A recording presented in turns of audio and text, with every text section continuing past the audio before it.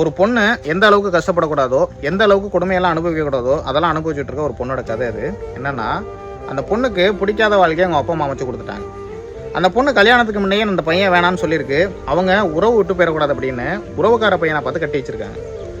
என்னன்னு சொல்லி கட்டி வச்சிருக்காங்கன்னா, அவன் நல்லவன், எந்த கெட்ட பழக்கமும் கிடையாது, நல்லா படிச்சிருக்கான், உன்னை நல்லா பார்த்துக்குவான்னு சொல்லி கட்டி வச்சிருக்காங்க. இந்த பொண்ணு அவங்கள நம்பி தலையை கொடுத்துருச்சு, கல்யாணமும் பண்ணிடுச்சு. கல்யாணத்துக்கு அப்புறம் தான் தெரியுது இருக்கிற எல்லா கெட்ட பழக்கமும் இருக்குது. படிக்கவும் இல்லை, ஒழுங்காகவும் சம்பாதிக்கலை, குடிச்சு அந்த பிள்ளைய போட்டு அடிக்கிறான்.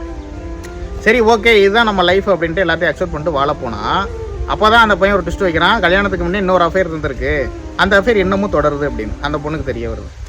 ஒரு பொண்ணு எவ்வளோ தான் கஷ்டப்படும். இதெல்லாம் யார் மேலே தப்பு? அப்பா அம்மா மேலே தானே. நீங்கள் பண்ணுற தப்புனால யாரோட வாழ்க்கை கஷ்டப்படுது? உறவு முக்கியம்னு நினச்சிங்க, ஆனால் அவங்க பொண்ணு வாழ்க்கை முக்கியம்னு நினைக்கல. 1000 பொய்யை சொல்லி கல்யாணம் பண்ணணும்னு சொல்லுவாங்க. ஆனால் நீங்கள் சொன்னதெல்லாம் பொய்யா இருந்திருக்கு. நல்லவனுக்கு பொய்யை சொல்லியிருந்தா பிரயோஜனமாக இருக்கும். கெட்டவனுக்கு போய் பொய்யை சொல்லி உங்கள் பொண்ணு வாழ்க்கை கேள்விக்குறியாக இருக்குல்ல. எவ்வளோ தான் ஒரு பொண்ணு தாங்கும்? இந்த சமூகத்தில் முக்கால்வாசி பொண்ணுங்க விவாகரத்து வாங்க காரணம் பெற்றவங்க தான்.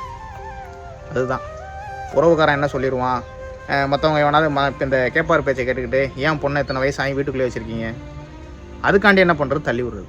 மற்றவங்களுக்காண்டி வாழாதீங்க, உங்களுக்காக வாழுங்க. ஒன்று சொல்லிக்கிறேன், பொண்ணுங்களுக்கு பிடிக்காத வாழ்க்கையை பெற்றவங்க அமைச்சு கொடுக்காதீங்க. நாளைக்கு கஷ்டப்படுறது பொண்ணுங்க, நீங்கள் இல்லை. தயவுசெய்து யோசித்து முடிவெடுங்க. பாவம் நிறையா பொண்ணுங்க இந்த மாதிரி தப்பான வாழ்க்கைக்குள்ளே போய் பெற்றவங்க காட்டுற பாதையில் இறங்கி ரொம்ப கஷ்டப்பட்டு இருக்காங்க. கொஞ்சம் யோசித்து முடிவெடுங்க.